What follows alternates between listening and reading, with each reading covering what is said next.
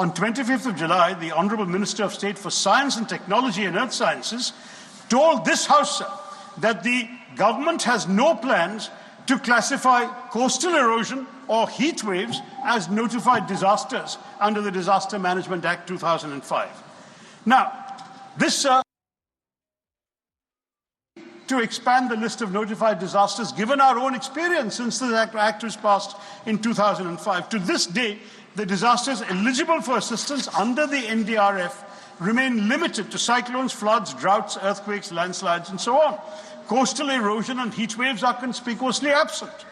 This narrow, outdated definition of disaster stands in contrast to the growing global consensus that recognizes coastal erosion and heat waves as climate-related disasters. The devastating impacts of these calamities on ecosystems, on human health, are no longer matters of debate, sir. My own constituency has lost 65 square kilometers to coastal erosion since I became the MP. I've said in this House and in a letter to the Prime Minister, if we had lost 1 inch to the Chinese, we would have made it a national issue. We have lost 65 kilometers to natural disasters. We don't seem to care. I'm sorry, sir. According to the All India Meteorological Department, 2024 has witnessed already a staggering 536 heat wave days, the highest in nearly 14 years, and between 2013 and 2022, heat waves and sunstrokes claimed more than 10,000 lives. And yet, the government obstinately refuses to acknowledge this disaster looming over us. The Disaster Management Act was passed over 19 years ago. It might not have anticipated that climate change would get so bad and that coastal erosion and heat waves would transmogrify into such a formidable challenge in the future. But why not this bill? If this bill has learned any lessons in the last 19 years, they should show them here. Why could it not devise a mechanism to grapple with this burgeoning crisis? Though the Disaster Management Act's definition of a disaster is actually broad enough to encompass climate-induced events, its statutory list remains static and unimaginative. It obstinately ignores the realities that our citizens are enduring, sir. This is a dangerous oversight, as the impacts of such events, widespread loss of life, destruction of livelihoods, are no less severe than the devastation wrought by floods or earthquakes. In failing to adapt, we risk exposure to avoidable calamities.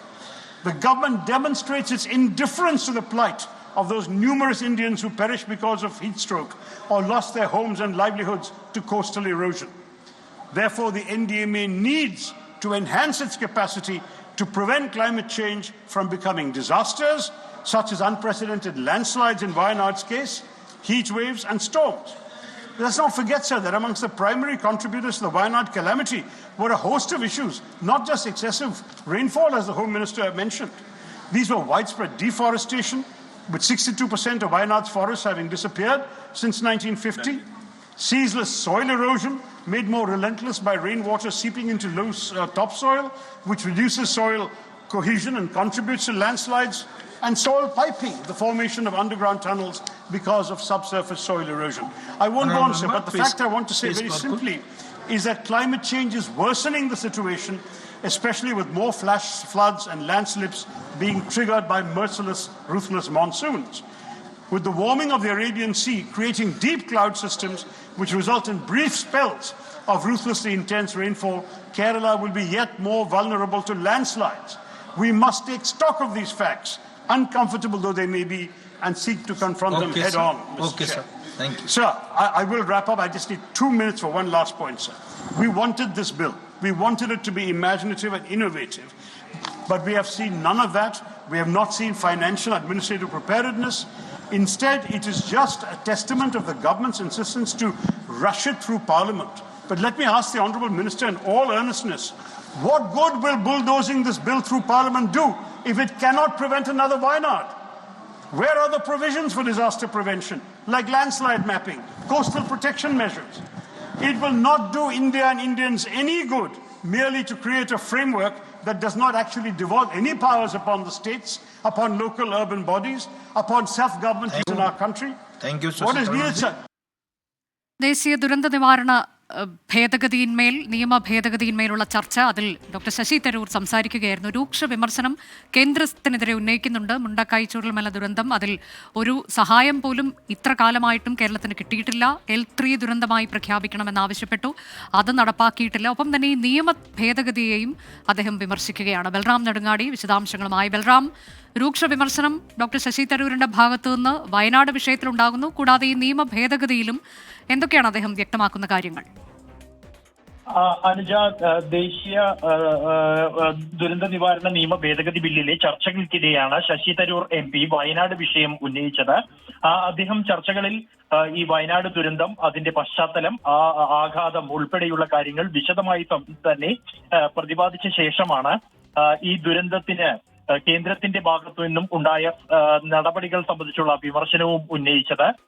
ദുരന്തം level 3 വിഭാഗത്തിലുള്ള അതിതീവ്ര ദുരന്തമായി പ്രഖ്യാപിക്കണമെന്ന ആവശ്യം ഉന്നയിച്ചിരുന്നു. ആ അഭ്യർത്ഥന മാനിക്കുന്ന യാതൊരു തീരുമാനവും കേന്ദ്ര സർക്കാരിന്റെ ഭാഗത്തു നിന്നും ഉണ്ടായില്ല. കൂടാതെ ഈ ദുരന്തത്തിനായി ഇതുവരെ ₹1 പോലും കേന്ദ്ര സർക്കാരിന്റെ ഭാഗത്തു നിന്നും സഹായം ലഭിച്ചിട്ടില്ല എന്ന കാര്യവും ശശി തരൂർ MP ഉന്നയിച്ചു. ഒപ്പം തന്നെ പ്രകൃതി ദുരന്തങ്ങളെ തുടർന്ന് 65 കിലോമീറ്ററോളം ഭൂമി നഷ്ടമായിട്ടുണ്ട്. തന്റെ മണ്ഡലത്തിൽ ഉൾപ്പെടെ കടലെടുപ്പിലൂടെ വലിയ തോതിൽ തന്നെ ഭൂമി നഷ്ടമായിരിക്കുന്നു.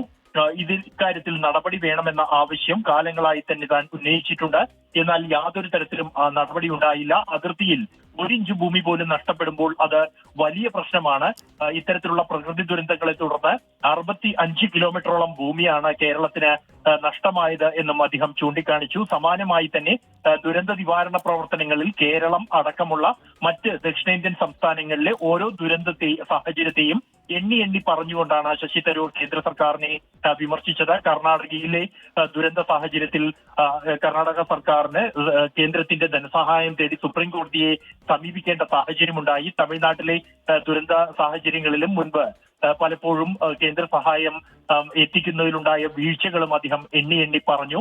തുടർന്നാണ് അദ്ദേഹം ഈ ബില്ലിനെ താൻ അനുകൂലിക്കുന്നില്ല എന്ന് വ്യക്തമാക്കിയിരിക്കുന്നത്. ഈ ഒരു ചർച്ച ദേശീയ ദുരന്ത നിവാരണ നിയമത്തിന്മേലുള്ള ചർച്ചകളിൽ കൃത്യമായി തന്നെ ഈ വയനാട് വിഷയം ഉന്നയിച്ച് കേന്ദ്ര സർക്കാരിനെ വിമർശിക്കുക എന്ന ലക്ഷ്യം തന്നെയാണ് കോൺഗ്രസ് മുന്നോട്ട് വയ്ക്കുന്നത്. ഇതിന്റെ ഭാഗമായി തന്നെയാണ് സഭയിൽ സഹകരിക്കാനുള്ള ഒരു തീരുമാനവും കോൺഗ്രസ് സ്വീകരിച്ചിരിക്കുന്നത്.